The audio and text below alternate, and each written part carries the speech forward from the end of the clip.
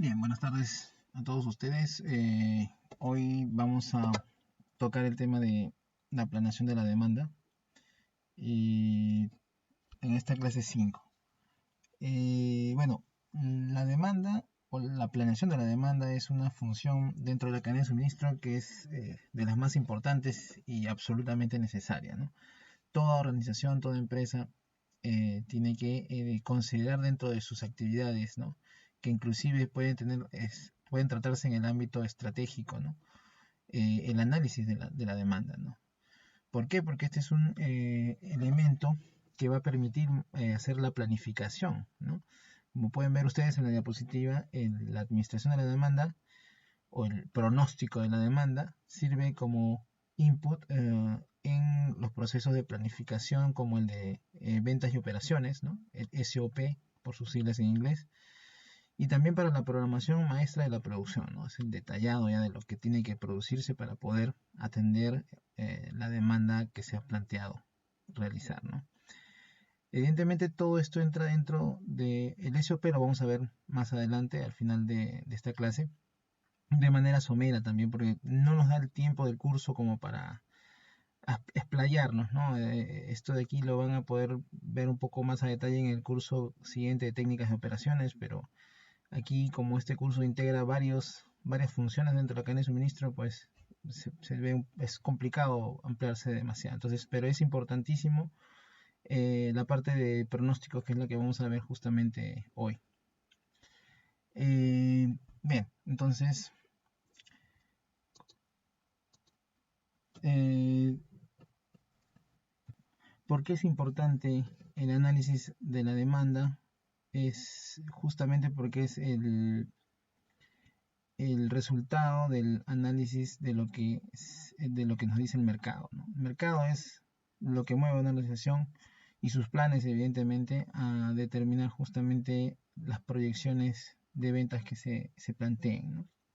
Entonces, somos conscientes también por lo que ya hemos recibido de conocimiento hasta el momento de que la demanda es variable en el tiempo, ¿no? La gente, los consumos pueden cambiar a veces inesperadamente, como es el caso del problema este que estamos viviendo actualmente, ¿no?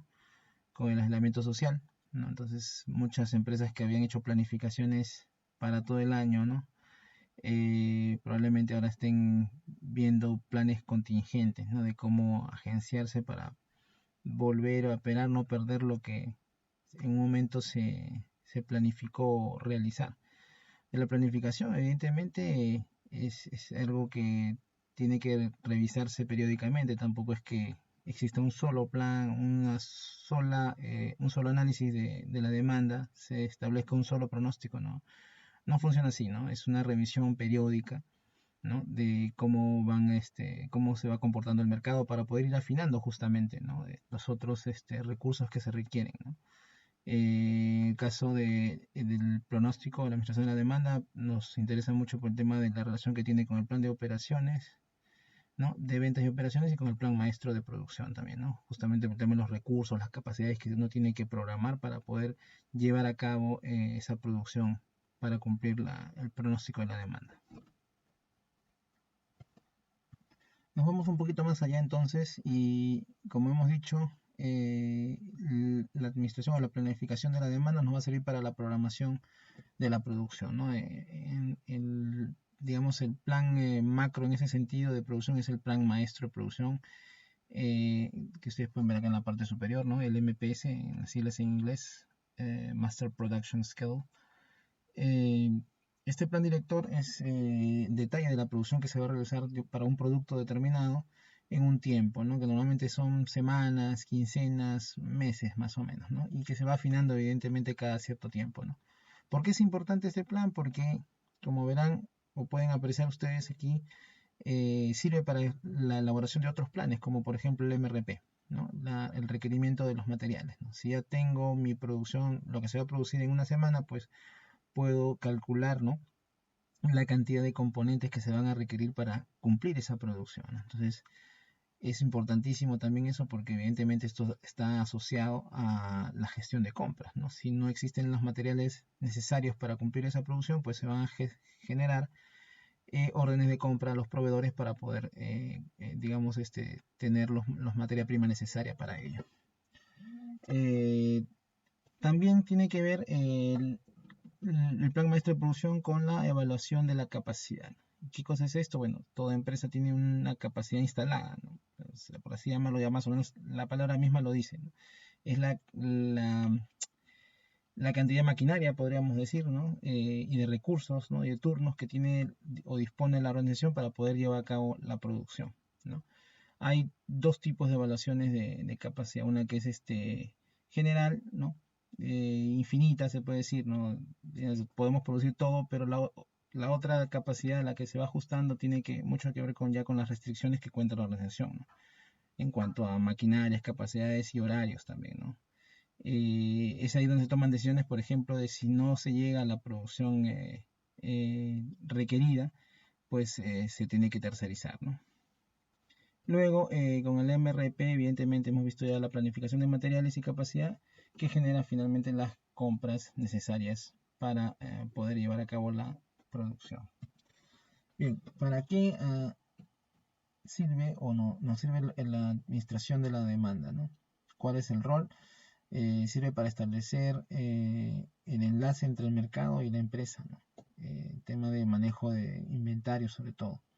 Recopilar información de mercado, ¿no? Para poder asegurar una cantidad de ítems para los clientes, ¿no? Nos sirve también para tener un contacto directo con el cliente y poder establecer fechas de entrega de los pedidos, ¿no? O confirmar también el estatus de su pedido, ¿no? Y si hubiese algún cambio también hacer los ajustes respectivos. Bien, aquí vamos a hacer una diferencia entre lo que son planes y los pronósticos, ¿no? El pronóstico es algo que nos sirve para estimar la demanda de mercado, ¿no?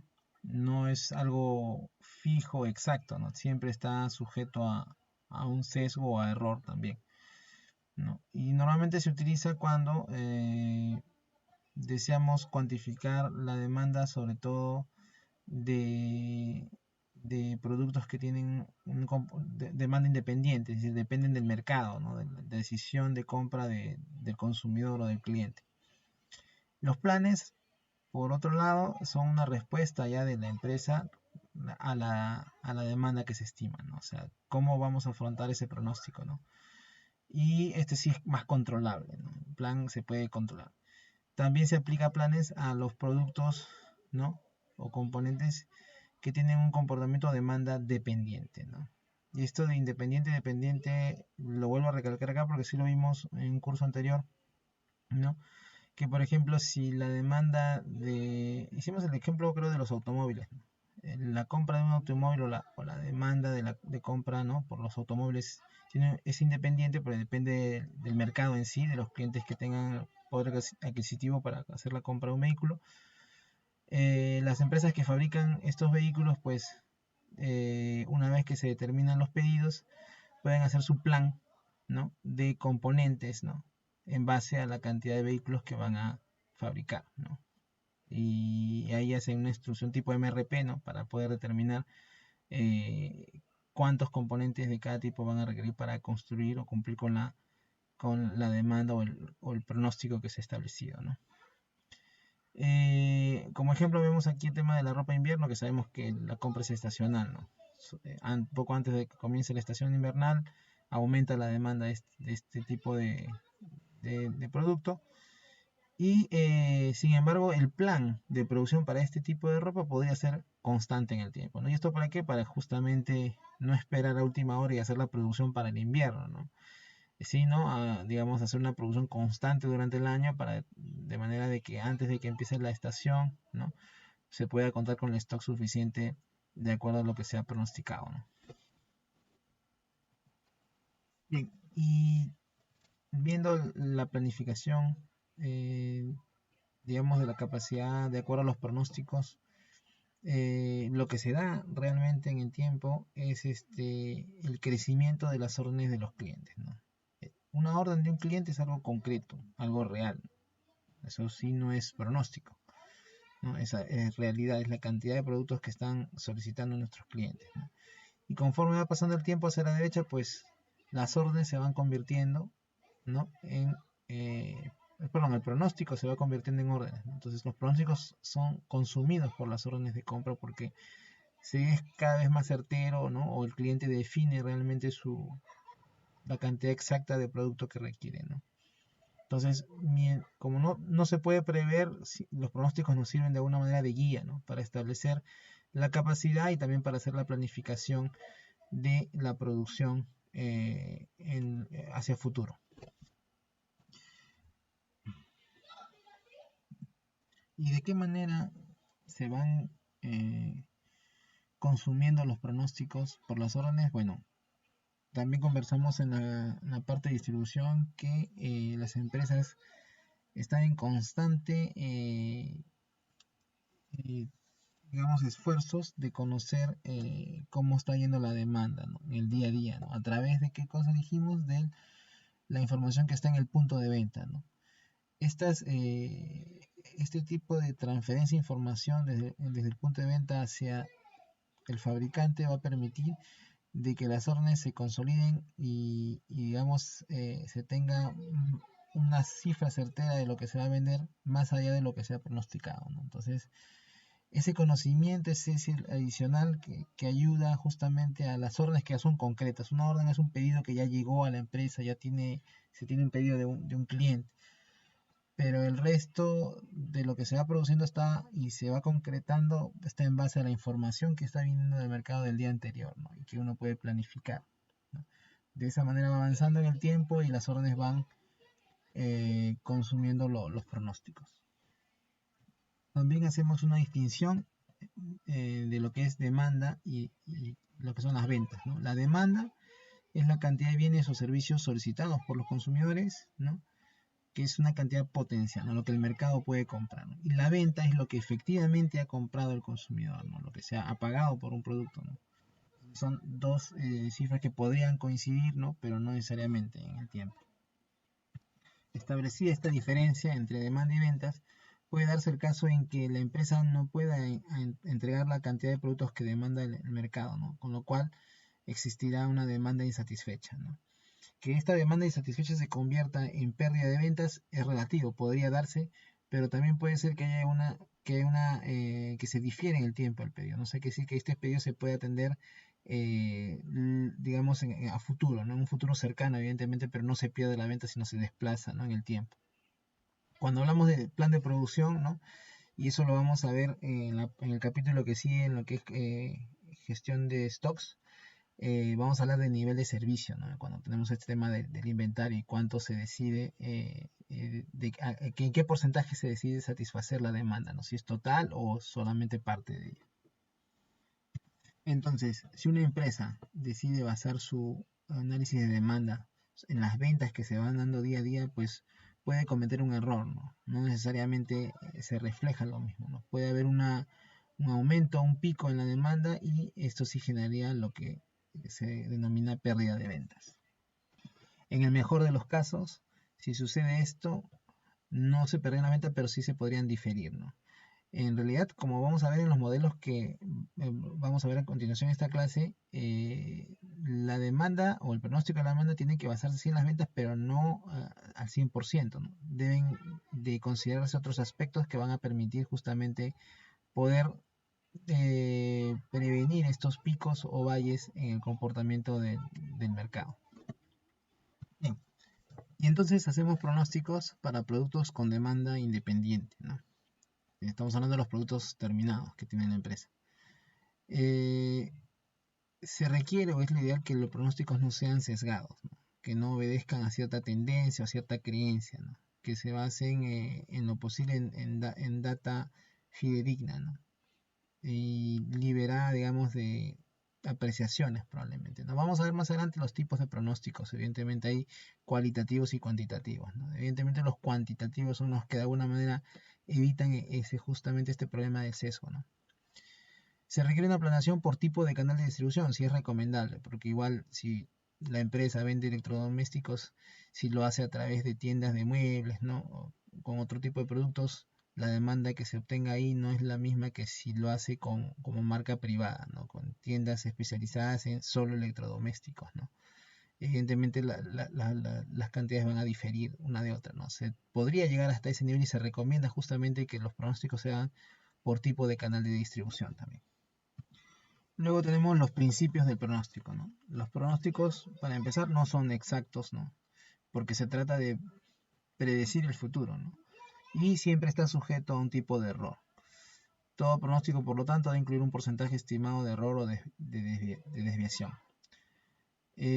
También se tiene que reconocer que los pronósticos son más precisos cuando tratamos productos o que están agrupados en familias, ¿no? Las familias de productos similares nos pueden dar una aproximación más exacta de la demanda real, ¿no? Que si se trataran por separado, ¿no?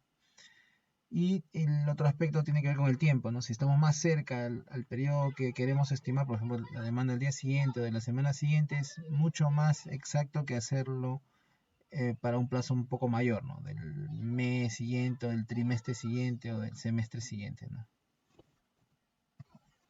Y en cuanto a los horizontes de tiempo de análisis de la demanda, bueno, existen diferentes puntos de vista, ¿no?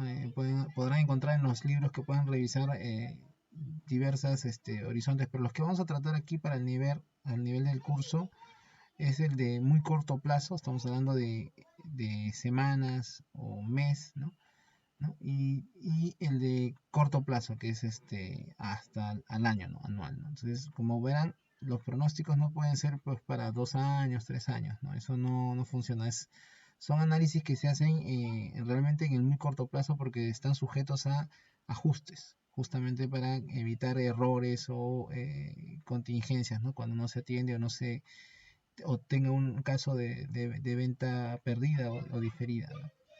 Entonces, todos los datos del pronóstico, como pueden ver, sirven para alimentar el maestro de producción, ¿no? Y justamente esa es la importancia porque es lo que va a ajustar todo lo que viene abajo en producción, ¿no? La programación de las máquinas, de los operarios, de la compra de materia primas y todo eso.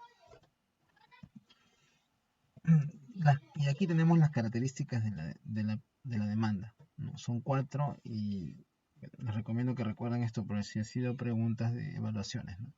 La demanda está sujeta a la aleatoriedad, ¿no? A hechos fortuitos, ¿no? Debido a esto varía en el tiempo. Tiene una tendencia específica, ¿no? Que puede ser lineal, curva, ¿no? O exponencial, ¿no? La tendencia aquí la vemos, en este caso la figura nos muestra una tendencia lineal, ¿no? Está yendo en ese sentido. Pero puede cumplir también otro tipo de comportamiento curvo o exponencial, ¿no? Es estacional, ¿no? Tiene picos, tiene valles, ¿no? Y cíclica, ¿no? O sea, se repiten estos ciclos, ¿no? En el tiempo también. Son las 4 características de la demanda. Bien, y empezamos con las técnicas, primero con las cualitativas, ¿no? Estas están basadas en experiencia de expertos, ¿no? Y son bastante subjetivas, sesgadas, por ende. Se utilizan para los nuevos productos, sobre todo cuando no hay una data histórica, entonces hay que hacer ciertas estimaciones, ¿no? En base a experiencia, productos similares, ¿no? Se utilizan también para mediano y largo plazo y es la dirección de la empresa quien utiliza más esta técnica, ¿no? Para la planeación de la demanda. Dentro de los elementos que se utilizan para elaborar las técnicas de planeación cualitativas están las cifras de ventas pasadas, si es que existen, ¿no? Pero también hemos visto que si se trata de productos nuevos, pues esto no se tendría a mano. Conocimiento de mercado, ¿no? Participación de mercado, conocimiento de la competencia, ¿no? Estado de la economía en general, si hay crecimiento económico, pues se puede decir que el crecimiento en cada rubro de mercado también se va a dar proporcionalmente, ¿no? Y desarrollo de productos similares, si es que es un producto nuevo, hay que tratar de compararlo con algún otro producto similar, ¿no? O de un mercado similar.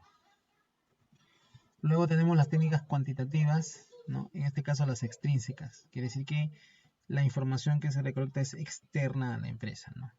¿Qué tipo de información se utiliza? Indicadores externos, ¿no? Que van a ayudar a la planificación de la demanda de la empresa, ¿no? Normalmente se les denomina indicadores económicos, ¿no? Y el objetivo es encontrar aquel indicador que se ajuste o que tenga mejor correlación con la demanda de los productos de la empresa, ¿no?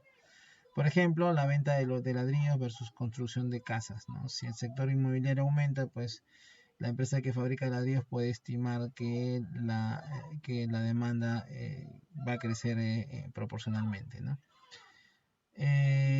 También en el caso de los neumáticos con los autos, ¿no? Si aumenta la venta de autos, pues la de neumáticos es dependiente de la venta de autos que tiene demanda independiente, evidentemente. Bien, y como hemos previsto que para estas técnicas cuantitativas extrínsecas se tengan también indicadores, ¿no? Que nos puedan de alguna manera hacer estimar la demanda, ¿no? Si existe un solo indicador, pues se puede decir que tenemos una correlación simple, ¿no? Si es que hay varios indicadores que afectan, pues sería una correlación múltiple, ¿no? Estas técnicas de correlación sirven justamente para cuantificar la relación causa-efecto entre ambas, digamos, situación entre el indicador, el crecimiento del indicador y su relación con el crecimiento de la demanda, ¿no? Si también esta relación es fuerte y es confiable en el tiempo. Aquí, por ejemplo, podemos ver justamente que el comportamiento del indicador en el tiempo tiene de cierta forma similitud con el comportamiento de la demanda del producto de la empresa, ¿no? Si bien existe un desfase, evidentemente por un tema temporal, ¿no? La aplicación o digamos de efectos, inclusive en el tema económico, ¿no? No son necesariamente inmediatos, ¿no? Siempre hay un pequeño desfase que es el que se tiene que prever, ¿no? Justamente porque el indicador es probablemente tenga un efecto en el tiempo no instantáneo, ¿no? Entonces, digamos que la demanda tiene que ajustarse justamente a ese desfase que pudiese existir, ¿no? Estamos justamente hablando entero de la relación causa-efecto, ¿no? En qué momento se produce. Luego, la segunda técnica, aparte de la correlación, tenemos también dentro de las cuantitativas extrínsecas la participación de mercado, ¿no? Y aquí se hace una especie de gráfico de control. Los que llevo estadística tienen mucho mayor conocimiento de esto, están llevando, perdón, estadística y control de calidad. Y aquí se establece de acuerdo al crecimiento del mercado cuál va a ser la demanda estimada de un producto en particular, ¿no? Se determinan límites también inferior, superior y el promedio, ¿no? Para poder elaborar una especie de carta de control en el tiempo y verificar la demanda versus lo real, ¿no? La venta real. Aquí, por ejemplo, en este gráfico tenemos data ya histórica, ¿no? De cuánto ha sido el crecimiento de la demanda para un producto determinado. Y de acuerdo, por ejemplo, a partir del promedio porcentaje promedio de crecimiento, ¿no? De la economía, por así decirlo, podemos establecer el crecimiento, lo que se va a planificar como crecimiento para un producto determinado, ¿no? Siempre y cuando guarde evidentemente relación dentro de los límites de control y el promedio establecido también de los datos ya históricos. Luego, las técnicas cuantitativas intrínsecas, evidentemente su nombre lo dice, parten de datos histórica de la empresa, dentro de la organización, ¿no? Y otra hipótesis también que se tiene en esta técnica es que se asume que el pasado se repetirá en el futuro, ¿no? O sea, se cumplen las características cíclicas de la demanda como lo vimos anteriormente. Cuatro técnicas cuantitativas intrínsecas, ¿no? Tenemos la demanda promedio móvil, la regresión lineal, que es un tema que han visto ustedes seguramente en estadística, y la suavización exponencial. Y bien, la demanda promedio entonces es una técnica cuantitativa fácil de calcular. Bueno, todos sabemos, aquí simplemente hay que sumar los datos. En este caso tenemos para 5 años, ¿no? La demanda de un producto mensual, ¿no? Y evidentemente vamos a calcular los promedios mensuales, ¿no? Sumando los valores de los 5 años y dividiéndolo ese total entre 5, ¿no? Número de años.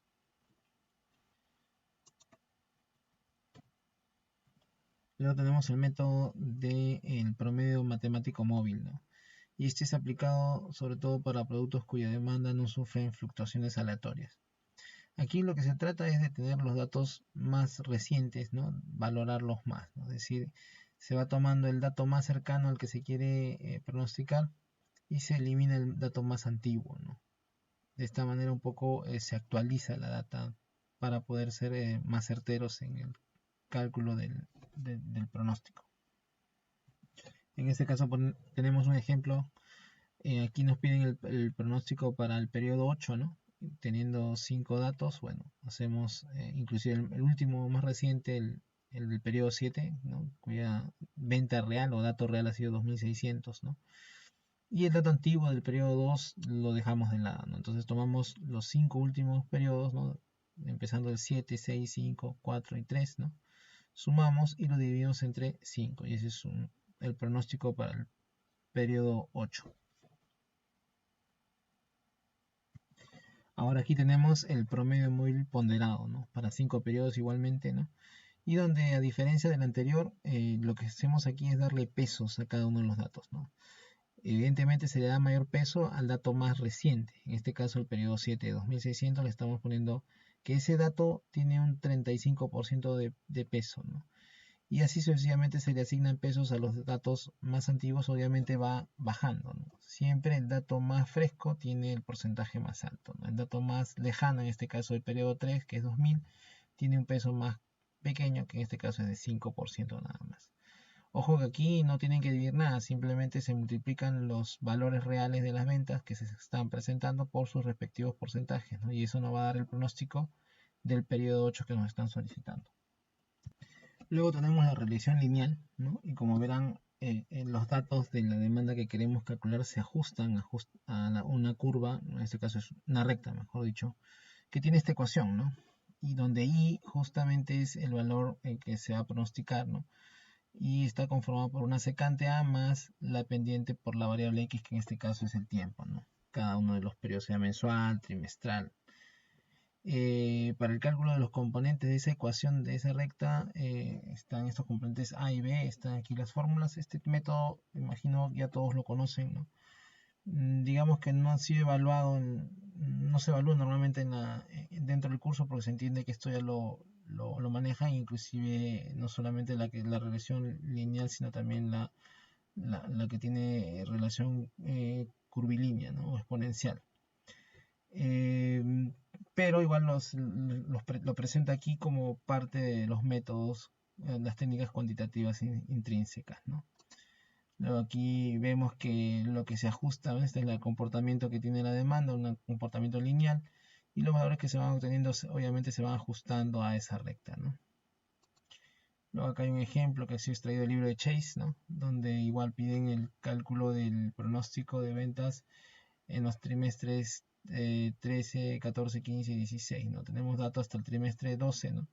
Y quieren hacer esa proyección utilizando el método de regresión lineal, ¿no? Entonces aquí cada valor de la demanda, ¿no? Que es el valor I, ¿no? Se van calculando de acuerdo a las fórmulas presentadas acá para poder calcular los valores A y B, ¿no? Y reemplazarlo en esta forma y poder calcular los datos para los periodos subsiguientes, ¿no? El 13, 14, 15 hasta el 16. Y luego continúa la técnica de suavización exponencial. Este definitivamente es el método que vamos a ver más en este curso, ¿no? Y la ventaja es que es el más utilizado también de los ya presentados, ¿no? Digamos que evidentemente parte de un análisis de ciertos coeficientes y valores que vamos a hablar a continuación. Lo que se trata en el fondo es también de calcular el pronóstico de la demanda vía una ecuación, ¿no? Pero esta ecuación se genera en base a cálculo de valores estimados previamente, ¿no? Igual que en los métodos de promedio móvil, ¿no? Ponderado, aquí también se le da ciertos pesos a los datos más recientes, ¿no? Y se le disminuye el peso a aquellos datos que tienen mayor antigüedad. Aquí, por ejemplo, tenemos una comparación entre los métodos de promedio móvil, no ponderado, el promedio móvil simple, y el de suavización exponencial, ¿no? Y vemos el peso justamente que se le da a cada dato. Por ejemplo, en este caso nos piden el pronóstico para el periodo 28, ¿no? Basado en datos anteriores, ¿no? Por ejemplo, tenemos 3, 6, 8 datos anteriores, ¿no? En el caso del promedio móvil simple no ponderado, no es el ponderado, se le otorga, evidentemente nos piden tomar los últimos 5 periodos, ¿no? En ese caso, para el periodo 28 vamos a tomar el 27, 26, 25, 24 y hasta el 23, ¿no? Y a los 5 datos se les da el mismo peso, ¿no? De 20%, bueno, son 5 datos, 20% cada uno. En el caso del método de suavización exponencial, esos 5 datos van a tener diferente ponderación y aquí lo pueden ver ustedes, ¿no? 30, 21, 15, 10, 7 y 5% respectivamente. La técnica de suavización exponencial es una técnica de muy corto plazo, ¿no? Y para ello vamos a tomar dos hipótesis para su uso, ¿no? Primero, que se utiliza en productos que ya tienen cierta madurez en el mercado, no se aplica para productos nuevos, ¿no? El estimado se calcula en base a factores exponenciales, ¿no? De ponderación, o sea, no es los pesos que se da cada dato no sigue un comportamiento lineal, sino es más bien exponencial. Justamente lo vamos a ver más adelante. Este método de suavización exponencial lo vamos a ver en tres variantes, ¿no? Yendo de la más simple a la más compleja. La primera es la que solamente está afecto a fluctuaciones aleatorias, ¿no? La segunda, además de las fluctuaciones aleatorias, hay una tendencia lineal, ¿no? En esta segunda vemos que además de las variaciones aleatorias, también tiene una tendencia lineal, ¿no? En aumento en este caso, en pendiente positiva. Y la tercera tiene fluctuaciones aleatorias, tendencia lineal y fluctuaciones estacionales también, ¿no? Vamos a empezar también mencionando cierta nomenclatura en este momento, ¿no? Para empezar, tenemos aquí en esta gráfica el comportamiento de fluctuaciones aleatorias de la demanda, ¿no? Y el valor de real va a estar dado para cada periodo por este componente AD, ¿no? Es la demanda real en un periodo determinado, ¿no? Es justamente el valor que nos da la venta que se va conociendo. Luego tenemos el valor estimado de la demanda, que no es el pronóstico, es un valor estimado y como lo dijimos, este modelo se basa justamente en estos valores estimados para poder hacer el cálculo del pronóstico de la demanda. Ahora, ¿cuál es la relación entre este valor base, ¿no? Estimado y el valor real o AD? Justamente esta es la ecuación. El valor base para el periodo T, el nuevo periodo que se quiere calcular, está dado por la suma de 1 menos alfa, donde alfa es la constante de suavización exponencial, por el valor base estimado del periodo anterior, del T-1, más alfa nuevamente, que afecta al valor real del periodo del último periodo conocido. Aquí, por ejemplo, vemos el efecto de la suavización exponencial, ¿no?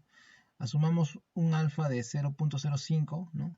Y vemos que el valor de alfa multiplicado por 1 menos alfa, conforme vamos tomando data de periodos anteriores, ¿no? De los más recientes tienen evidentemente mayor peso, ¿no? Aquí vemos, por ejemplo, que el periodo más reciente, que es 1 menos alfa nada más, ¿no? Es 0.05, o sea, el mismo valor de alfa. El del periodo anterior, ¿no? Que es 1 menos alfa elevado a la 1, como está acá en la fórmula, ¿no? Este es 1 menos alfa elevado a la exponente 1, tiene un peso de 0.0475, ¿no? Ahora, este es el periodo, el valor, digamos, base del periodo anterior, ¿no? Para calcular este, a su vez, aplico la misma fórmula, ¿no? Y vuelve a multiplicarse acá por 1 menos alfa, sería 1 menos alfa al cuadrado, ¿no? Con lo cual ya el peso del dato que sigue va disminuyendo, ¿no? Conforme se van tomando datos de periodos anteriores, ese producto alfa por 1 menos alfa va perdiendo, digamos, peso, digamos, ¿no? Bueno, finalmente para este modelo de suavización exponencial para fluctuaciones aleatorias, partimos con estas fórmulas, ¿no? Esta primero del valor base, ¿no? De un periodo t, ¿no? Que va a estar dado, como ya lo vimos, por 1 menos alfa por el valor base del periodo anterior, más alfa por el valor del mercado real de ese periodo, ¿no? Y la otra fórmula es el pronóstico de la demanda, que no es este valor, como les dije, este es el valor base, ¿no? El pronóstico de la demanda en este caso es el ESF, ¿no? que está dado también por sus siglas en inglés, ¿no? Exponential Smoothing Forecast, ¿no? Del periodo T más 1, o sea, estamos ahorita en el periodo T, por el 2020, o diciembre de 2019, por así decir. Y queremos el pronóstico de enero del 2020, que es este valor. El pronóstico más cercano de enero va a ser el último valor base de real calculado, que en este caso sería diciembre del 2019, ¿no? Si es que estamos, o sea, el periodo anterior, si estamos viendo, comparando que T esté en meses, ¿cierto? Si queremos el pronóstico de un mes más adelante en el tiempo, digamos marzo, por así, tenemos solamente el dato de diciembre del año 2019, pues el dato del pronóstico de marzo va a seguir siendo el de diciembre, ¿no? Porque no hay mayor data adicional para ello. Bien, aquí tenemos un primer ejemplo con desvalorización exponencial para fluctuaciones aleatorias. Nos piden el pronóstico para el periodo 6, ¿no? Dada la data que se observa aquí en el cuadro, ¿no? Tenemos data del periodo 5, 4 y 3.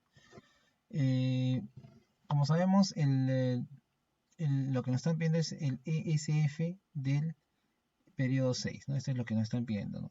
Y por esta fórmula, sabemos que este valor de este pronóstico del periodo 6 va a ser igual al valor base del periodo anterior, que es el periodo 5. Entonces, para calcular este de aquí, tengo esta fórmula de acá, ¿no? El valor base del periodo 5 va a ser 1 menos alfa, en este caso alfa es 0.3, ¿no? Por el valor base del periodo 4, ¿no? El 5 del periodo anterior es el 4, más 0.3, el valor de alfa, ¿no? Multiplicado por el valor real, ¿no? De la venta en el periodo 5, y ese lo conozco hasta acá, es 2500. Luego, este valor lo podría ir desarrollando, pero tengo un dato adicional del problema que me dicen que el pronóstico que se hizo para el periodo 5, ¿no? Fue de 2214. Y como sabemos por esta misma fórmula, si conozco el pronóstico del periodo 5, tengo el valor base del periodo 4. Entonces, este valor que está aquí es igual a este de aquí, que es dato, ¿no? El SF de 5, el pronóstico del periodo 5 va a ser igual al valor base del periodo 4, en este caso 2214. Reemplazo los valores en la fórmula, ¿no? Y me da el valor para el periodo 6, el pronóstico del periodo 6 como 2300 unidades. Aquí tenemos un segundo ejemplo que parte con data del problema anterior, ¿no? Ahora nos piden el pronóstico de la demanda del periodo 8, ¿no? Con la data ya actualizada hasta el periodo 7. Contamos igualmente con nuestras dos fórmulas, ¿no? Y nos dan el dato también de que alfa es 0.3, bueno, y el pronóstico del periodo 6 es fue de 2300. Bien, entonces vamos a partir con la fórmula que nos piden. Nos piden el pronóstico del periodo 8, ¿no? Que es igual al valor base del periodo anterior, que es el 7, ¿no? Luego desarrollamos esta expresión de aquí, este valor base, con la fórmula que ya conocemos, ¿no? Es igual a 1 menos alfa, o sea, 0.7 por el valor base del periodo anterior al 7, el 6, más alfa, que es 0.3, por el valor real de la venta del periodo 7, que ya la conocemos, también es 2600, ¿no? Bueno, como no conocemos este valor tampoco, vamos a ir abriendo también la fórmula. Nuevamente volvemos a aplicar la misma fórmula, pero para el valor base del periodo 6, ¿no? Y eso va a ser igual a alfa nuevamente, 0.7, por el valor base del periodo 5 más 3 veces, perdón, 0.3 por el valor real del periodo 5, que también es dato, ¿ya? Ahora, este valor de base del periodo 5 es igual a que al dato que también nos entregan, que es el pronóstico del periodo 6, ¿no? Si recordamos por la fórmula, el pronóstico de un periodo, de un periodo T va a ser igual al valor base del periodo anterior, ¿no? En este caso, el pronóstico del periodo 6 va a ser igual al valor base del periodo 5 y va a ser igual a 2300, que es dato, ¿no? Entonces, aquí ya vamos a poder reemplazar este valor base del periodo 5, ¿no? Con el valor de 2300, ¿no? El resto de datos es conocido, reemplazamos con los datos que tenemos en la tabla y podemos calcular que el valor base del periodo 7 va a ser igual a 2432, ¿no? Que es también lo que nos piden, que es el pronóstico del periodo 8. Bien, y aquí tenemos otro ejemplo donde nos piden el pronóstico para el mes de mayo. Perdón, nos dicen que el pronóstico del mes de mayo fue 220. La demanda real de mayo, el AD de mayo fue 190, alfa es 0.15 y la demanda real, el AD de junio es de 218. Nos están pidiendo el pronóstico de la demanda de julio, el ESF de julio. Bien, entonces vamos a agrupar la data que tenemos, ¿no? Tenemos el pronóstico de mayo, el valor real de la venta de mayo, también 190, el alfa, punto 15, y el valor real de la venta de junio. Nos están pidiendo el pronóstico, el ESF de julio, que va a ser igual por fórmula al valor base de junio, ¿no? Y este a su vez, desarrollando la forma, es 1 menos alfa, ¿no? Por el valor base de mayo más alfa por el valor real de la venta en junio.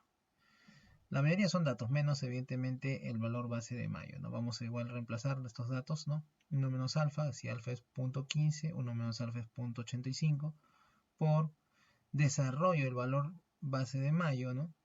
Para que salga en función del valor base del mes anterior a mayo, que es abril, ¿no? 0.85 por el valor base de abril, más 0.15, que es alfa, por el valor de venta real de mayo, que en este caso es 190, es dato también. Y aquí en esta parte nos faltó, ¿no? Completar más 0.15 por la venta real de junio, ¿no? Para el pronóstico de julio tenemos que tener la venta real de junio, que también es dato de 218. Ahora, este valor, igual que el ejemplo anterior del valor base de abril, lo calculamos, o no se calcula, pero no se tiene como dato también porque tenemos que el pronóstico de mayo fue 220 y justamente el pronóstico de mayo es igual al valor base del mes anterior, que es abril. Entonces reemplazamos simplemente este valor base de abril por 220, ¿no?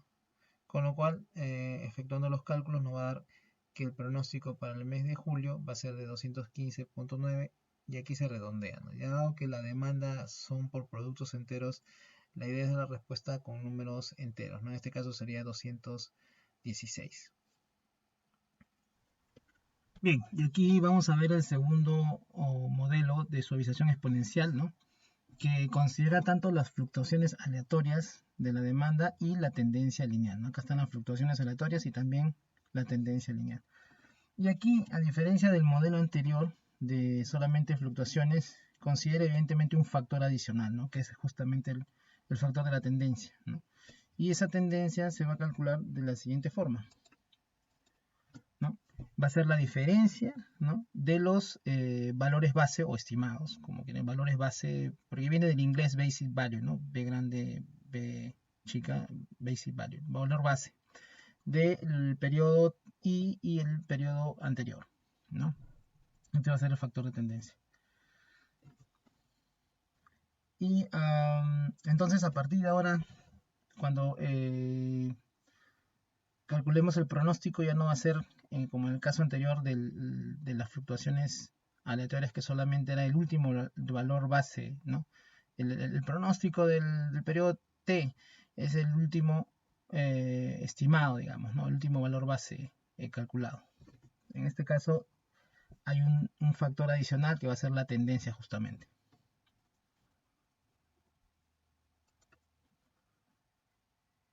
Y aquí tenemos cómo se calcula la tendencia. O sea, aparece una nueva fórmula, digamos, y varía la que teníamos de acuerdo al modelo anterior, ¿no? Aquí aparece esta fórmula que calcula la tendencia para un periodo T, que está dada por, hay un otro coeficiente beta que justamente ve el comportamiento de la tendencia, ¿no? Es 1 menos beta por la tendencia del periodo anterior, más beta por la diferencia de los valores base, ¿no? De T menos el valor base de T menos 1. Y a su vez esto hace cambiar la fórmula que conocíamos del modelo anterior del ESF, ¿no? El de solamente fluctuaciones. El valor base para un periodo T va a estar dado por alfa siempre, ¿no? 1 menos alfa. Aquí recuerdan que iba solamente el valor base de T menos 1, ahora va a ser el valor base de T menos 1 más la tendencia de T menos 1, o sea, que calcular la tendencia con esta fórmula. Y más, bueno, esto sí no ha cambiado, alfa por el valor real en el periodo T, ¿no? Bien, y justamente acá, como les había dicho, ¿no? Para calcular el estimado o el valor base del periodo T, va a ser la suma del valor base del T-1, que es esto de aquí, más esta diferencia, ¿no? Que está dado por justamente la pendiente o la tendencia. Bien, aquí tenemos las fórmulas que se van a aplicar entonces, haciendo un recordaris, ¿no? Para el valor base, ya hemos hablado de esta fórmula que tiene este adicional, ¿no? La tendencia del t-1. Para la fórmula de tendencia, es decir, nuevo para este modelo, ¿no? Con tendencia lineal, que ya se aplica el factor beta, ¿no? Y es 1 menos beta por la tendencia de t-1 más beta por la diferencia de valores base o estimados de t y t-1. Luego, estamos viendo que esta fórmula es importantísima porque esta es la que me da el pronóstico. Cuando me piden el pronóstico de un periodo, en este caso ahora ya no va a ser el anterior que era solamente fluctuación aleatoria, ¿no? El SF, ¿no? Sino va a ser el TEF, ¿no? El Trend Enhancement Forecast, ¿no? El anterior, el SF era el ESF, perdón, era el Exponential Smoothing Forecast, ¿no? Solamente fluctuaciones. Este de aquí es para el modelo de aleatorio, fluctuación aleatoria con tendencia lineal, ¿no? Entonces, para un periodo T más 1 va a ser el valor base del periodo T más la tendencia, ¿no? O sea, el periodo anterior más la tendencia, justo lo que vimos en la gráfica anterior. Y para cualquier periodo en adelante, o sea, mucho más adelante, si quiere, no solamente para el periodo que sigue, sino el subsiguiente, X periodos adelante, se usa esta fórmula, ¿no? El TF de T más X va a ser igual al valor base del periodo T, que es el último calculado, ¿no? El estimado, más X veces, ¿no? Por la tendencia de este periodo T, ¿no? Entonces, estas son las fórmulas básicamente que para este modelo de fluctuaciones aleatorias y tendencia lineal tienen que tener en cuenta para poder resolver los ejercicios. Y aquí tenemos un primer ejemplo, ¿no? Donde nos piden calcular el pronóstico con tendencia lineal para el periodo 6, ¿no? Tenemos datos en el periodo 3, el valor real de ventas, el 4 y el 5. En la parte superior podemos ver las fórmulas que vamos a utilizar, ¿no? Además nos dan el dato de alfa, que es 0.3, perdón, beta 0.2, ¿no? La tendencia del periodo 4 es 195 y el valor base del periodo 4 o el estimado del periodo 4 es 2310, ¿no? ¿Qué nos piden? Nos piden el pronóstico. Entonces uso esta fórmula, ¿no? TEF del periodo 6 va a ser igual a el valor base del periodo 5 más la tendencia del periodo 5. ¿Correcto? Estamos usando esta fórmula de acá. Entonces vamos a ver la resolución, ¿no? Partimos de justamente la fórmula que nos va a permitir calcular lo que nos piden, ¿no? Y vamos desarrollando cada uno de los componentes, ¿no? En el caso del valor base del periodo 5 va a ser igual a, como hemos visto en la fórmula, es 1 menos alfa, que alfa era 30%, 1 menos alfa es 70% o 0.7 por el valor base del periodo anterior, ¿no? Del periodo 4, que es dato, 2310, más la tendencia del periodo 4, que también es dato, 195. Y esto, ¿no? Como vemos, vamos a hacer esta parte acá, la tendencia, perdón, falta desarrollar la fórmula del valor base del periodo 5, que falta el alfa, ¿no? Que es 30 por el valor real de la venta en el periodo 5, que es 2390, más la tendencia de 5. Luego calculamos esto, ya tenemos esta data, ya podemos calcular el valor base del periodo 5, son 2470, más la tendencia de 5. Y ahora desarrollamos este componente, ¿no? Tenemos 2470 más, desarrollamos según la fórmula que teníamos de la tendencia en el periodo 5, ¿no? Con esta fórmula de acá, 1 menos beta por la tendencia del periodo anterior más beta por la diferencia de los valores base, ¿no? Ponemos aquí beta, que es 0.2, pero 1 menos beta es 0.8 por, ¿no? La tendencia del periodo anterior, ¿no? Como veíamos acá, la tendencia del periodo anterior, el periodo 4, que también es dato, 195 más beta, que es ahora sí 0.2 por la diferencia de los valores base, ¿no? Del periodo anterior y del periodo 5, perdón, que hemos calculado acá, 2470, menos el del periodo 4, que es 2310, que es dato. Y con eso tenemos también ya resuelto la parte de la tendencia del periodo 5, con lo cual calculamos que el pronóstico para el periodo 6 va a ser la suma, ¿no? 2470 más 188, 2658. Un segundo ejemplo es este, ¿no? Donde dice que un fabricante de componentes quiere calcular el pronóstico de la demanda, pero ahora en el periodo 8, ¿no? Y nos dan igual forma la data de la venta real del periodo 3 al periodo 7 y evidentemente el 8 es para calcular. Hipótesis nos dan los valores de alfa y beta, ¿no? Que son valores que se van reafinando en el tiempo, ¿no? O sea, uno puede empezar ya cómo calculamos alfa y beta, que son los coeficientes de este modelo de suavización. Se asumen primero promedios, evidentemente, y como les he comentado y lo vamos a ver al final, los pronósticos, los resultados se tienen que ir midiendo en el tiempo. Si están muy desfasados, evidentemente hay que afinar el valor de alfa y beta, ¿no? Inclusive se pueden hacer sensibilidades, ¿no?, de alfa y beta para poder elegir el valor correspondiente que se va a tomar para cada tipo de producto y cada tipo de canal, como lo hemos mencionado, ¿no? Nos dan alfa y beta, nos dan la tendencia del periodo 6, ¿no?, que es menos 2700, y el valor base o el estimado del periodo 6, que es 36.000. De igual forma, tenemos las fórmulas. Este tema de las fórmulas, nunca he pedido que se memoricen las fórmulas. Siempre he colocado la fórmula en cualquier tipo de evaluación. Ahora que las evaluaciones van a ser virtuales, entiendo con más razón. De repente ya no las ponga porque asumo que ustedes van a poder revisar sus apuntes, ¿no? Entonces, no es tampoco bueno, no soy de la práctica de que memoricen fórmulas complejas, ¿no? En realidad es simplemente entender cuál es qué significa cada componente de cada una de estas fórmulas, ¿no? Y para qué se usa y cuándo se usa. En este caso nos piden el pronóstico del periodo 8, o sea, vamos a usar esta fórmula de acá, ¿no? Para el periodo T más 1 va a ser 8, ¿no? Voy a usar el valor base del 7 más la tendencia de 7, ¿no?, que es lo que estamos desarrollando acá, ¿no?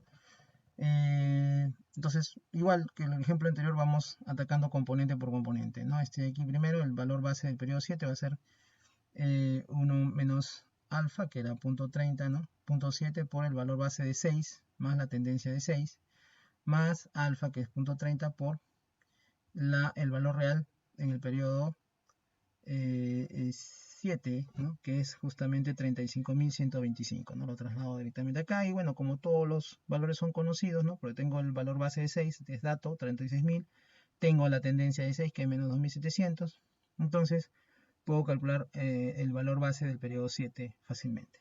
Y luego desarrollo este componente acá, que es la tendencia de 7, ¿no?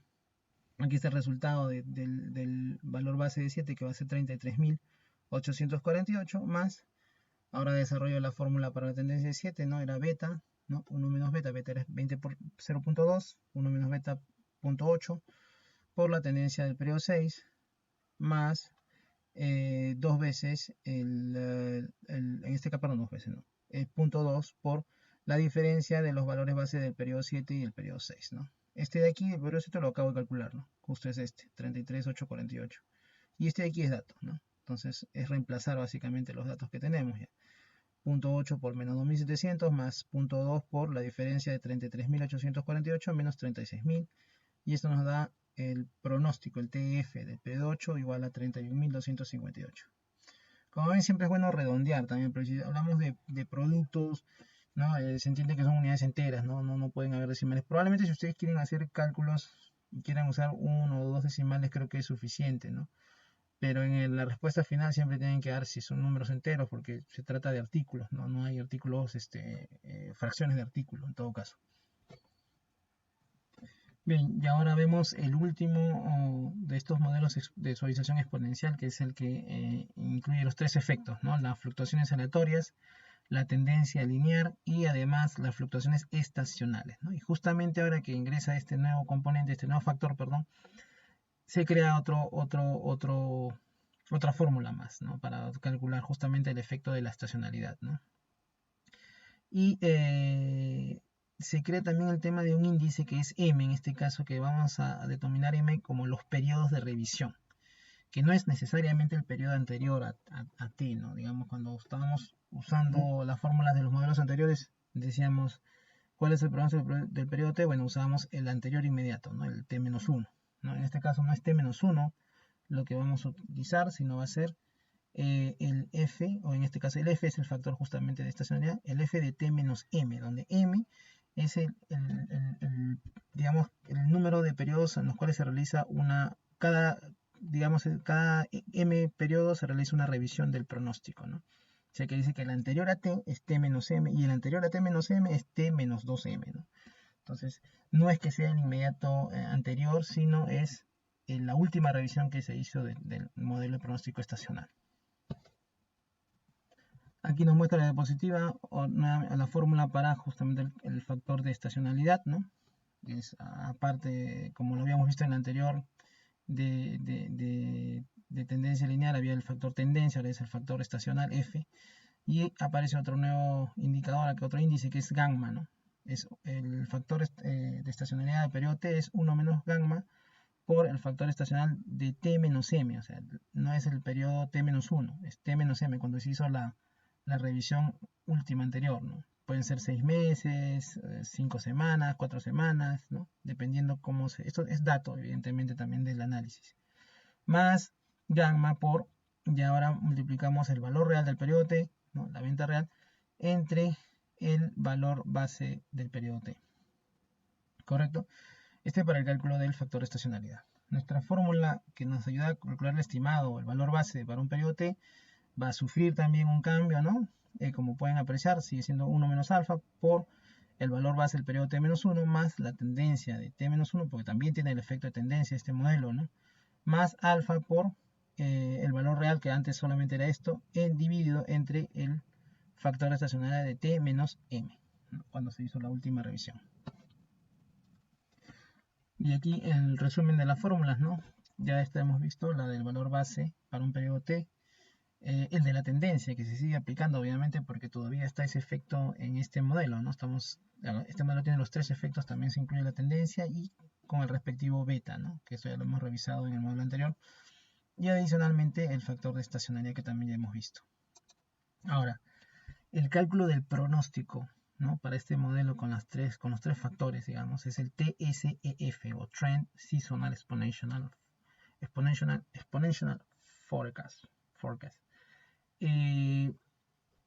Y aquí vemos que varía también, ¿no? Es aparte de lo que teníamos en el modelo anterior, que era solamente el valor base del periodo T, ¿no? Si es un T más 1, estamos viendo el anterior es T, más la tendencia del periodo T, esto va a estar afectado por el factor de estacionalidad, ¿no? De T más 1 menos la última revisión, ¿no?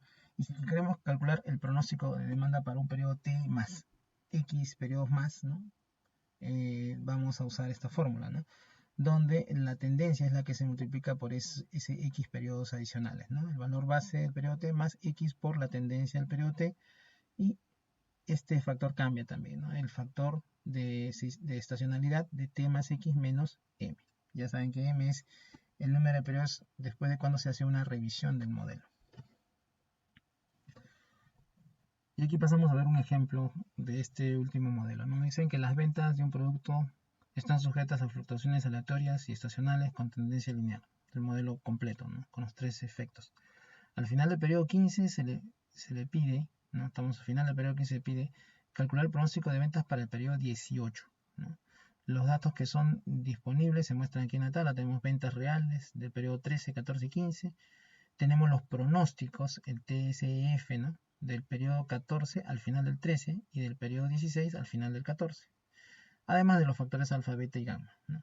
Adicionalmente, para facilitar un poco el cálculo, tenemos ya calculados los factores de estacionalidad, ¿no? Con esa fórmula que ustedes han visto acá, obviamente, y los valores correspondientes, esta fórmula de aquí abajo, ¿no? Ya la han aplicado y tenemos una tabla con los factores de estacionalidad desde el periodo 7 hasta el periodo 14. Entonces, con lo cual, el cálculo de alguna manera se ligera un poco, ¿no? Porque es un poco aligerar también el cálculo. Como han visto, este tipo de problemas es básicamente de juego de ecuaciones, ¿no? O sea, de tener ecuaciones, pasar data de uno a otro, transformar la fórmula y listo, conseguir el resultado. O sea, no hay complejidad más allá de eso, no existe, ¿no? Bien, entonces partimos por lo que nos piden. ¿Qué nos piden?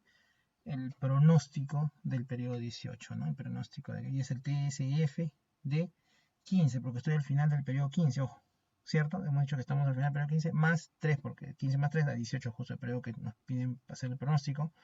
Va a ser igual al valor base del periodo 15 más 3 veces, ¿no? 3 veces en la tendencia del periodo 15, ¿no? Multiplicado por F de 15 más 3 menos M. M es el periodo de revisión acá cuando se realizan las revisiones. Y aquí justo me olvidé indicarlo, pero dice que hay 6 periodos por ciclo. O sea, cada 6 periodos se hace la revisión pronóstico. Entonces M aquí en este caso no lo han dicho específicamente, pero se entiende que esta parte de acá, que este valor 6 de M, ¿no? M es 6. Entonces en este caso coloco ya 15 más 3 menos 6, ¿no? 15 más 3, 18 menos 6, 12, ¿no? F de 12 calcularé acá, para poder y lo tengo en la tabla, está por acá, está este valor de acá, ¿no? Correcto. Entonces vamos desarrollando igual como lo hemos hecho anteriormente, cada uno de los componentes, ¿no? Primero, no tenemos data para calcular directamente el valor base o estimado de 15, la tendencia de 15, pero vamos a partir con la data que nos dan. ¿Qué nos dan? Nos dan el pronóstico. Nos están dando un pronóstico del periodo, al final del periodo 14, no, perdón, el pronóstico del 14 al final del 13, y el periodo el pronóstico del periodo 16 al final del 14. Y esos dos datos vamos a usarlos para poder tratar de calcular los valores base de 15 y la tendencia de 15. Entonces, en el periodo 14, al final de 13 es 13 más 1, ¿no? Que es igual al valor base de 13 más la tendencia de 13 por el factor estacionario de 13 más 1, que es 14 menos 6, que es el periodo de revisión, ¿no? 13 menos 1, 14, menos 6, 8. F de 8 es dato en la tabla. Y esto va a ser igual a 1920, que está en el cuadro, ¿no? Es 1920. Conozco este valor, que está en la tabla, también que sale 8, que es este de aquí, 1.1619, ¿no? Entonces puedo despejar este componente de aquí, ¿no? El valor base del periodo 13 más la tendencia de 13, ¿no? Y eso voy a despejarlo, va a salir 1645.39. Como le dije, pueden ustedes manejar dos decimales dentro del interior de los cálculos, ¿no? Pero al final siempre traten de redondear al interior superior. Bien, entonces calculamos, no es esto lo que me piden, evidentemente tengo que calcular por aquí, ¿no? Pero bueno, vamos a un poco adelantarnos y poner el valor base, calcular el valor base del periodo 14, ¿no? Dado que la otra fórmula que tengo, ¿cuál es? El otro dato que tengo es el pronóstico del periodo 16 al final del 14. O sea, tengo el pronóstico del 16, o sea, la suma del final del 14 más 2, que es el periodo 16, ¿no? Y aquí voy a necesitar, como pueden ver ustedes, el valor base del periodo 14, ¿no? Más dos veces la tendencia de 14 más f de 14 más 2 menos 6, ¿no? Estamos hablando del periodo 10, ¿no? Y eso también está en la tabla. Eso va a ser igual a 1615, como lo hemos visto. Y en la tabla podemos ver el factor 10 es 0.9311, ¿no? El factor de estacionalidad. Entonces, este es dato y despejo nuevamente el valor de 14, la suma del valor base de 14 más dos veces la tendencia de 14, voy a poder tener un valor acá. Ahora, ¿cómo calculo el valor base de 14? Evidentemente aprovecho este dato de aquí, ¿no? Valor base de 14 es, como hemos visto en la fórmula, 1 menos alfa, ¿no? De alfa es punto 2, ¿no? 1 menos alfa punto 8, por el valor base del periodo anterior que es 13 más la tendencia de 13, ¿no? Más alfa que es punto 2 por el valor real del periodo 14 entre el factor de estacionalidad de 14 menos m que es 6, ¿no? Está dando 8, ¿no? También es dato. Este es dato porque también tenemos ventas reales de 14, ¿no? Ventas reales del periodo 14 es 1850, dato. Entonces este es dato, esta parte la conocemos. Este de aquí es justamente lo que hemos despejado del anterior dato de pronóstico, ¿no? 1645.39, con lo cual calculamos el valor base del periodo 14 y lo reemplazamos en esta fórmula. Una vez reemplazado aquí, ¿no? El valor base 14 nos va a dar 1633.4. Una vez que conocemos esto, podemos despejar de esta otra ecuación la tendencia del periodo 14, que va a ser 50.6. Bien, no ha terminado el problema, seguimos trabajando. Ahora hay que calcular lo que nos piden realmente, el valor base de 15, ¿no? Que es 1 menos alfa por valor base de 14 más tendencia de 14, que ya las conocemos, más punto 2, que es alfa, por el valor, las ventas reales de 15, entre el factor estacionario de 15 menos 4, que en este caso es 11, que también está en la tabla, ¿no? Conozco esto, ¿no? Conocemos ya el valor base de 14 y la tendencia de 14, podemos despejar el valor base o estimado de 15, que va a ser 1696.5.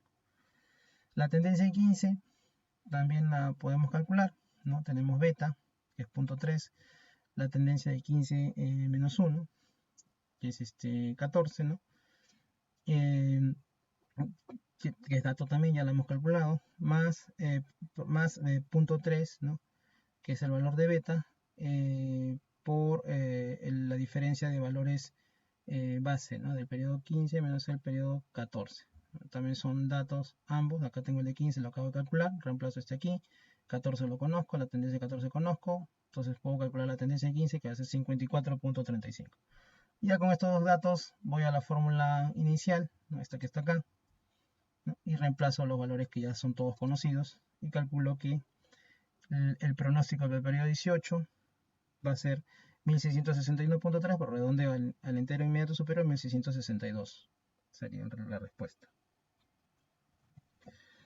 Bien, y aquí tenemos indicadores que nos van a permitir medir los resultados de nuestro modelo de pronóstico, ¿no? Como les he dicho del comienzo, los pronósticos no son algo certero, tienen cierto porcentaje de error, pero ese porcentaje de error hay que irlo manejando en el tiempo, ¿no? Midiendo si realmente nos está dando un dato confiable o realmente nos está dando cualquier cosa, o hay mucha dispersión.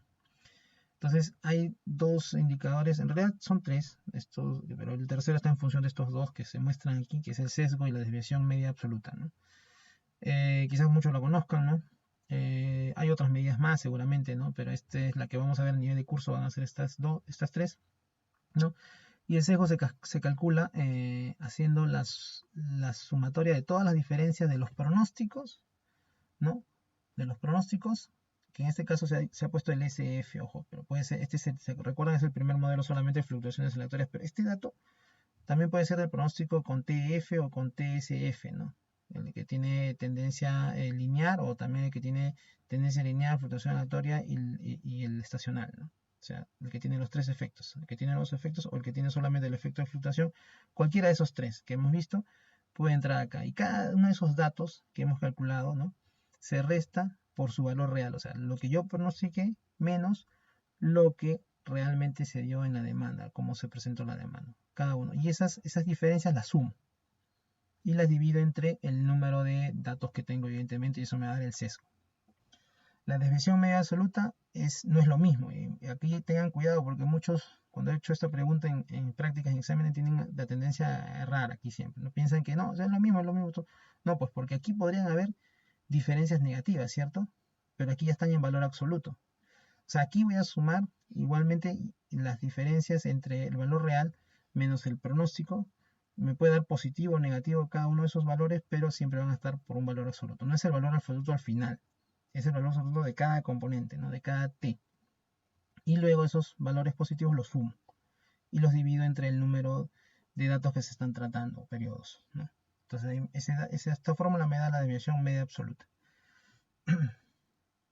Luego, con estas dos, se calcula la medida que se denomina seguimiento de la precisión, ¿no? Seguimiento de la precisión del pronóstico, ¿no? Y es el sesgo entre la desviación media absoluta o DMA, también conocida. ¿Ya? Y el valor que tenemos que obtener de este indicador de seguimiento tiene que ser un valor entre 0.5 y menos 0.5, ¿no? Porque si está fuera de esos rangos, o sea, si el valor que obtengo es superior a 0.5 o inferior a menos 0.5, el modelo de pronóstico no es confiable. O sea, el valor que tendría que tener para ser confiable debería tender a cero, ¿no? Pero si escapa esos rangos, no es confiable y tenemos que buscar o afinar nuestro modelo de pronóstico de la demanda. Bien, y aquí vamos a tocar el tema del plan de ventas y operaciones, ¿no? Se denomina SOP, ¿no? Por sus siglas en inglés, Sales and Operation Plan, pero también PBO, ¿no? En español, ¿no? Plan de ventas y operaciones. ¿Y qué cosa es este plan? En realidad es un equilibrio, un balance, como indica aquí, ¿no? Entre la demanda y el abastecimiento. O sea, lo que pide el mercado y lo que la empresa puede ofrecer, ¿no? Demanda y oferta. Pero a su vez tiene que asegurarse que este equilibrio se dé por una coordinación entre las diversas áreas de la organización. Entonces, este PBO, ¿no? Plan de ventas y operaciones, o SOP, permite que haya comunicación entre las diferentes áreas de la empresa, inclusive la alta gerencia, ¿no? Los que toman las decisiones. ¿Qué fundamentos tiene? Bueno, que tiene en cuenta la demanda, ¿no? La oferta, o sea, lo que puede ofrecer la empresa, el volumen y la mezcla de productos, ¿no? Se decide ahí qué se va a producir y cuánto de cada producto.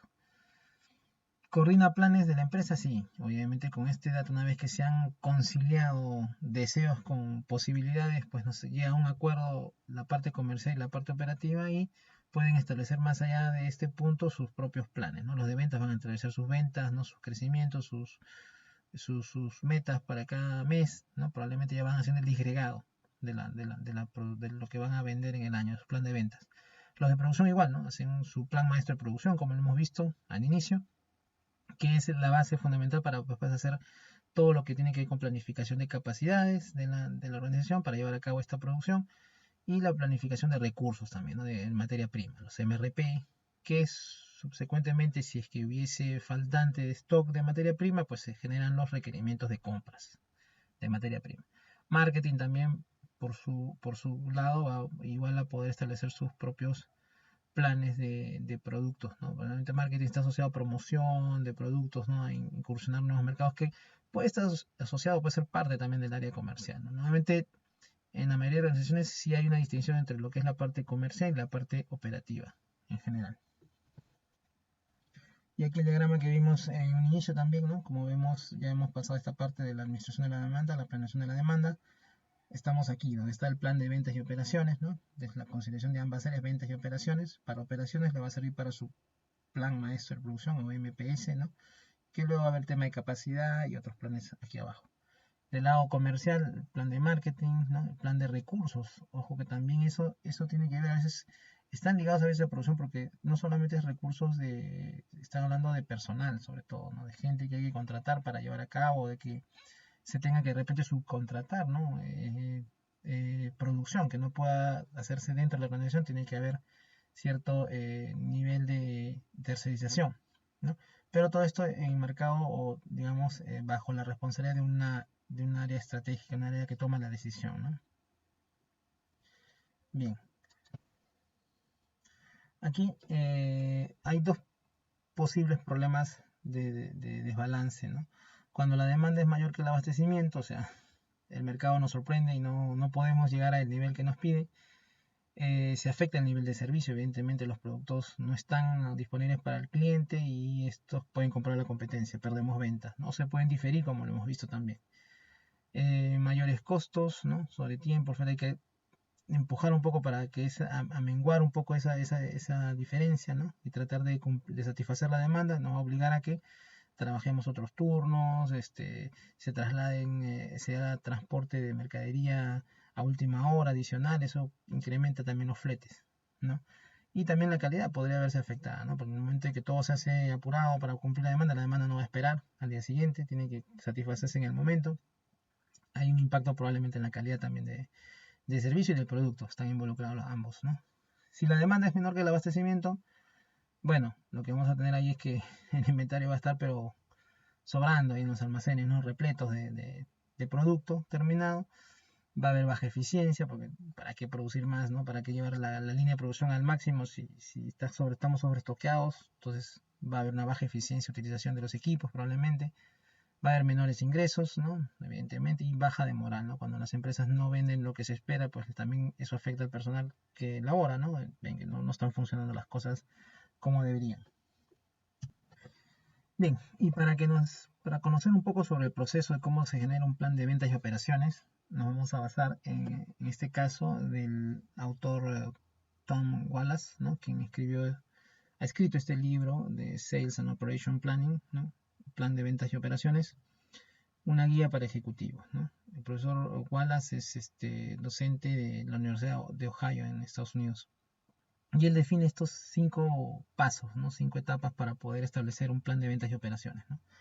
Parte del reporte de los pronósticos de ventas. Una vez que se termina el mes, pues se generan reportes de resultados, ¿cierto? Para comparar lo que se planeó con lo que se consiguió, ¿no?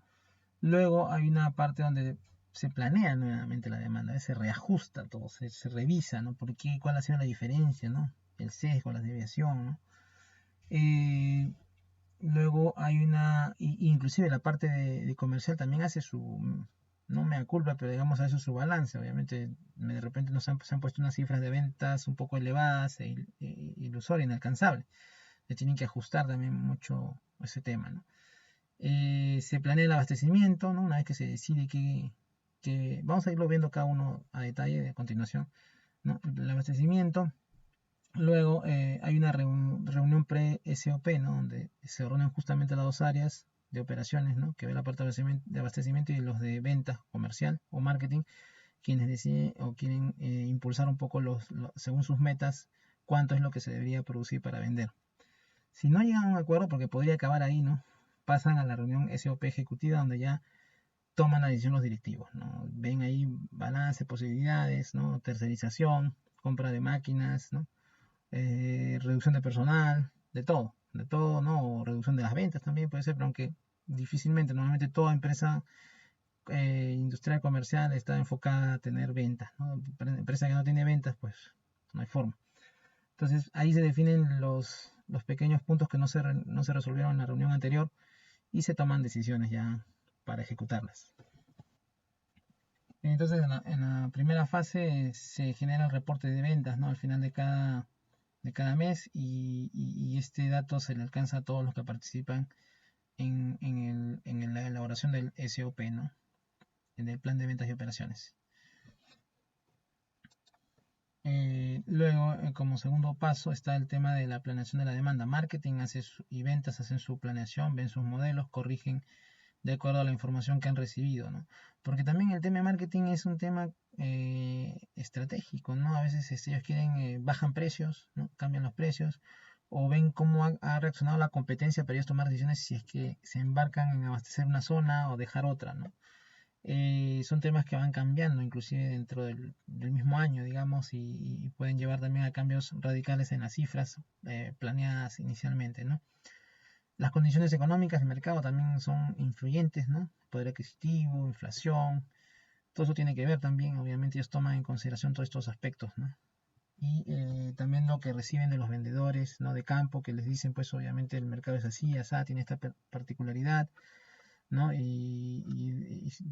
Bueno, brindan sugerencias, ¿no? Sobre todo eso sirve para un poco que la gente ejecutiva de ventas y marketing puedan reacondicionar lo que se planeó, ¿no? La demanda. Luego, con ese dato de la cifra, digamos, revisada de la parte comercial, la parte de operaciones es la que tiene que validar el abastecimiento, ¿no? Puedo producirlo, puedo transportarlo, puedo llevarlo tal, a qué costo, ¿no? Y ver todas las condiciones, ¿no? Si hay capacidad, no hay capacidad, hay que contratar un tercero, hay que contratar personal, hay que comprar más materia prima, bueno, en fin, todas las decisiones que llevan a esa producción. Y si hubiese discrepancia, no hay un acuerdo, bueno, van a esa reunión previa, ¿no? La pre-SOP con la parte de ventas. Bien, en la reunión, en la etapa 4, digamos, está justamente esta reunión con la parte de ventas y operaciones, ¿no? Puede involucrar otras áreas, evidentemente, financiera, recursos humanos, ¿no? De todo, inclusive compras también, de hecho, de estar ahí. Resuelven los problemas que estén a ese nivel, ¿no? Revisan aspectos financieros, lo que no se pueda resolver en esa reunión se va a la última etapa que es el SOP ejecutivo, ¿no? Pero igual digamos, no van con las manos vacías, como se dice a esa reunión, tienen que desarrollar alternativas, posibilidades para que se tomen decisiones, ¿no? Y en la reunión ejecutiva, como hemos dicho, ya están los ejecutivos senior de la organización. Bueno, ellos ya toman decisiones, autorizan gastos, inversiones, compras, ¿no? Cierre de negocio, traslado de negocio, en fin, un montón, inclusive revisión a la alta o baja del plan que se estableció a comienzos del periodo, en todo caso. Bien, y aquí vamos a ver la estructura del plan de ventas y operaciones, ¿no? Vamos también a la par revisar tres estrategias para su elaboración, ¿no? Pero primero un poco vamos a conversar de qué tienen en su estructura, ¿no? Miren, probablemente no lo vean muy bien aquí por el efecto de esta presentación en video, pero lo van a poder revisar detenidamente con las diapositivas que les he enviado también en el aula virtual. En la parte superior van a ver ustedes, bueno, cada columna son los meses, ¿no? lo que ya ha pasado, ¿no? Octubre, noviembre y diciembre, y lo que está por venir, que es la planificación. Justamente este es el plan, ¿no? Los meses que están por venir.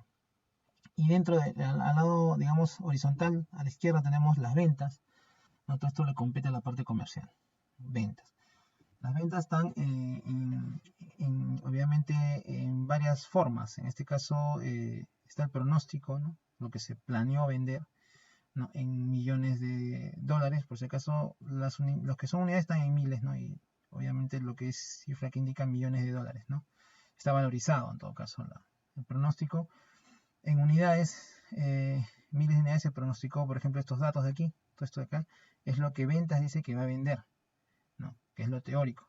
Lo real, obviamente, difiere probablemente, puede ir a más o a menos. Normalmente los 3 primeros meses, octubre, noviembre y diciembre, dice que ha vendido realmente menos de lo que planificó, ¿no? En octubre planificó 333, vendió 300.000 unidades. En noviembre 437, vendió 400.000 unidades. Y en diciembre 230.000, vendió 200.000 unidades, ¿no? Entonces hay una diferencia, evidentemente, respecto al pronóstico, ¿no? De 33.000 en octubre, 37.000 en noviembre y 30.000 en diciembre, ¿no? Y también se va calculando la acumulada, ¿no? Obviamente 33 más 37, 70 más 30, 100, ¿no? Hasta diciembre tiene 100. Y conforme se va dando el tiempo, se van a ir actualizando aquí los datos para los meses posteriores, ¿no? En la parte media tenemos todo lo que compete a la parte operativa, ¿no? Lo que se planifica producir en miles de unidades también, ¿no? Como verán, siempre es un poquito más de lo que, bueno, en este caso, dada la estrategia que aquí dice persecución de ventas, o sea, quiere decir que producción se compromete a fabricar lo que ventas dice que va a vender. Entonces, yo estoy persiguiendo la venta, dice, ¿no? Si dices que vas a vender 333, pues eso es lo que voy a producir. Si dices que vas a vender 437, eso es lo que voy a producir, ¿no? 230 y así sucesivamente. Igual acá, como pueden ver, ¿no? Las cantidades que ha pronosticado la parte de ventas vender, producción, operaciones lo ha tomado eso es lo que va a fabricar. Pero para fabricar esto, evidentemente habría que ver aquí. En este caso, este plan de ventas muestra el tema de los operarios. Quiere decir que es un producto que se fabrica probablemente manualmente, o sea, es producto de repente donde la mano de obra es intensiva. Y entenderán que hay una cantidad de personas que tienen que intervenir en la fabricación. Aquí vemos que en octubre hay 1.000 y algo, 890 y tantos, 2.781 en noviembre y 1.437 en diciembre, personas, empleados. Y ven que es diferente, ¿no? O sea, quiere decir que contratan, despiden personal, ¿no? Se amoldan de acuerdo a lo que tienen que producir, ¿no? Entonces, eso de ahí, eso genera también un gasto, ¿no? Entonces, para contratar y despedir a una persona no es que sea ya chao y te vas, o sea, hay que pagar la indemnización. Cuando contratas hay que hacer selección de personal y todo el tema, ¿no? Aparte de que también seguramente hay un tema de capacitación y todo, ¿no? Lo que pueden ustedes pensar en el tema de recursos humanos. Pero lo que pueden apreciar en este modelo, que solamente es persecución de ventas, es que la cantidad de operarios que están interviniendo en la producción va cambiando porque si produzco más, necesito más gente. Más o menos sigue esa proporción, ¿no? Luego tengo el número de días laborables, ¿no? Más o menos están de lunes a viernes, ¿no? En el mes, 20, 22 días promedio, ¿no? 20, 22, entre 20 y 23 días pueden estar de acuerdo a los días que tiene cada mes laborables. La producción real, ¿no? Dije que iba a producir 333, pero realmente produje 360. Acá el pronóstico decía que íbamos a producir 437, se produjo 455.000, ¿no? Aquí 230, 250 y se produjeron 300.000. Entonces se produjo siempre un poco más, lo que ha ocasionado que haya evidentemente un stock positivo, ¿no? Diferencia del mes con respecto a lo que se pronosticó, también hay una diferencia, se lleva el acumulado también, ¿no? Y el inventario, que es la última parte aquí, importantísima, no por eso es menos importante, es importante. Me dice justamente cómo van el tema de stock, lo que planificó tener en stock era 100.000 unidades, ¿no? Ya valorizado, bueno, ¿no? Por, digamos, $30 cada unidad son 3.000, aquí también 3.000 y 3.000. Pero lo realmente es que hay 40, ¿no? Lo real sale evidentemente entre lo que se produjo y lo que se vendió realmente, nos da el inventario real, ¿no? 40, 115, 215, o sea, acá está bien, bueno, estábamos debajo del planificado. aquí un poquito, ¿no? 100 se planificó, 115 tenían estos 115.000 unidades, y aquí ya pasamos, doblamos, ¿no? 100 es el stock de 100.000 unidades de stock, era lo que se planificó y realmente tenemos 215. ¿Qué significa esto? Que tenemos material o productos terminados sin vender. Entonces, eso genera también un costo para la empresa, ¿no? Hay que ir midiendo todas esas cosas, ¿no? Y tienen que tomarse decisiones al respecto, ¿no? Los días de inventario son los días que me va a durar este stock, ¿no? El stock real, ¿no? Se divide entre la demanda diaria, el stock que tengo, me va a durar para 4 días. En noviembre tenía un días de inventario de 6, ¿no? Y en diciembre, como tenía más stock, 21 días de stock, ¿no? Y bueno, bajo esta estrategia, ahora que conocemos la estructura de un plan de ventas y operaciones, ¿no? Vamos ahora a ver justamente el tema estratégico. Una de las estrategias es hacer lo que ventas dice que tiene que vender, ¿no? Lo que pronostica realmente. Y luego de un acuerdo, obviamente esto no se hace porque ventas lo dice, o sea, obviamente hay un acuerdo mutuo, se hace esa producción, se ven los recursos que necesitan y se trata de perseguir la venta. La segunda estrategia es que se nivele el personal, ¿cierto? O sea, que yo no contrato ni despido. Tengo una planilla constante en el tiempo, ¿no? En este caso se ve a partir de enero, ¿no? Que ha considerado 2.178 dólares en empleados, ¿no? Entonces, bueno, la cantidad no es que sean, no indica acá, pero no son un número de empleados, podría ser también valorizado, ¿no? Pero en fin, bueno, lo que sí podemos notar es que es constante esta cifra, 2.178 a lo largo del año. Quiere decir que no despido a nadie, no contrato a nadie y se hace lo que se hace con lo que tengo, ¿no? O sea, nada más. Tampoco, digamos, se presta atención a lo de ventas, pero vamos a ver que al tener más operarios tengo mayor capacidad seguramente de producción y voy a tener niveles de inventario probablemente elevados, ¿no? No están acá porque no se ve el real, ¿no? Esta parte no hay real, esta parte sí, los 3 meses anteriores del año anterior histórico, pero seguramente vamos a estar inclusive pueden ver la planificación de inventarios 396, 400, 500, ¿no? Miles de unidades, ¿no? Entonces, inclusive, perdón, los días de inventario pues pasan de 6, 21 a 41, 28, 30 y tantos, no sé, es más elevado definitivamente, ¿no? Pero esto obedece a una decisión, ¿no? De mantener al personal. Y la última es un mixto, o sea, de ambas. Persigo las ventas y también me trato de nivelar escalonado al personal, ¿no? No constante en el tiempo, pero al final mantengo cierta constancia en el tiempo. No despido al mes siguiente, sino después de un tiempo, no vamos nivelando cómo se va a hacer. Se balancea mejor, en todo caso, se equilibra. ¿Qué se consigue con esa estrategia mixta? Pues lo pueden ver ustedes, los niveles de inventario se estabilizan, ¿no? Digamos, si los planificados es 100, pues por ahí estamos, ¿no? Salvo este mes de aquí, bueno, pero la mayoría esté por aquí, ¿no? Pero por ahí estamos 115, 116, ¿no? Estamos, digamos, a una manera cumpliendo con lo que se planifica, ¿no? ¿Cumple lo que planificó venta? Bueno, no se puede saber, pero se va a producir en planificación, porque se tiene stock seguramente ya inicial, ¿no? Si ventas dice que va a pronosticar 253.000 para enero, el plan dice que haga 153.000, ¿no? Como 100.000 unidades menos, ¿no? Porque evidentemente existe un stock de respaldo, ¿no? De 100 aquí, ¿no? Como pueden ver, perdón, de real 300, pero inventario real 215 había, ¿no? Entonces, hay producto, entonces no voy a producir a ese mismo nivel, pero voy a satisfacer igual la venta. No voy a producir menos, pero como tengo stock, no voy a poder cumplir con lo que diga comercial en este momento, ¿no? Y entonces este es el plan, digamos, que se suele consensuar, digamos, entre las áreas, ¿no? Y aquí podemos ver una comparación entre las tres estrategias, ¿no? Digamos, si ya le ponemos valores, o sea, lo evaluamos económicamente. Si hay un costo de contratar a un empleado son $200, si despedirlo cuesta $500, ¿no? Costo de llevar inventario, hay un costo de inventario, como les comenté también, es el 2% por mensual, ¿no? Inventario inicial, 115.000 unidades, fuerza laboral, 1.437, ¿no? O sea, es una corrida de lo que se ha visto en la planificación anterior, ¿no? Los tres planes que les he mostrado. La alternativa de persecución de ventas nos entrega un costo total de 3.900.000. que está, digamos, compuesto por gasto en contratación de $1.023.000, en despido 2.048.000 y en llevar el inventario que se tenía 828.000. El plan nivelado, donde no despido a nadie, ni, bueno, contrato evidentemente, pero no despido. Hay que contratar, porque justamente de diciembre a enero había que contratar para mantener los 2.100 y pico operarios, 148.200, ¿no? No despido a nadie, no gasto en esos $500 por empleado, cero.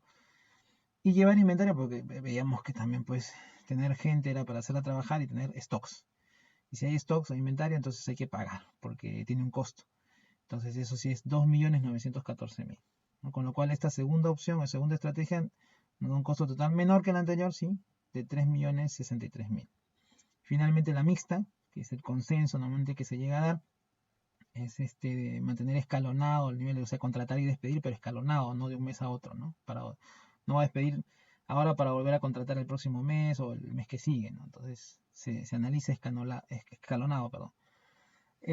La contratación son 369.000, los despidos 413.000 y el inventario es 1.039.000, con lo cual nos da $1.823.000 de gasto en este tipo de plan, con lo cual es el más económico de los tres, ¿no? Y el más recomendado en todo caso, ¿no? Este ejemplo ha sido extraído del libro de Bollman, es un libro que está en su bibliografía, pueden revisar en el sílabo.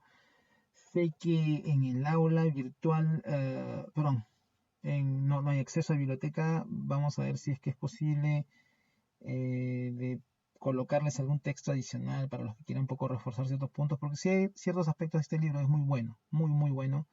No sé si el profesor de técnicas o operaciones lo recomienda, pero es un libro bastante utilizado a nivel mundial, les diría yo, inclusive. Lo tenemos en biblioteca, la versión, si no me equivoco, del 2013, pero es pertinente. Y bueno, voy a tratar de sacar un cierto extracto en copia para que se les pueda alcanzar a ustedes por vía el aula virtual, ¿no? Bueno, hasta aquí termina todo lo que tiene que ver con planeación de la demanda. Espero que haya sido fructífero. Yo sé que es un poco complejo el tema porque exige disciplina de parte de ustedes para poder hacer seguimiento a todo lo que digo en el video. Después del cual yo quisiera, si que tienen preguntas, siempre me la hagan saber vía el chat en WhatsApp o vía digamos, los foros que están en el aula virtual. Ya esta semana que viene vamos a dar gestión de inventarios. Les voy a dar ejercicios para la parte semana 3, 4 y 5, ¿no? Para que puedan desarrollar una segunda tarea. Bueno, muchas gracias y cuídense mucho. Hasta luego.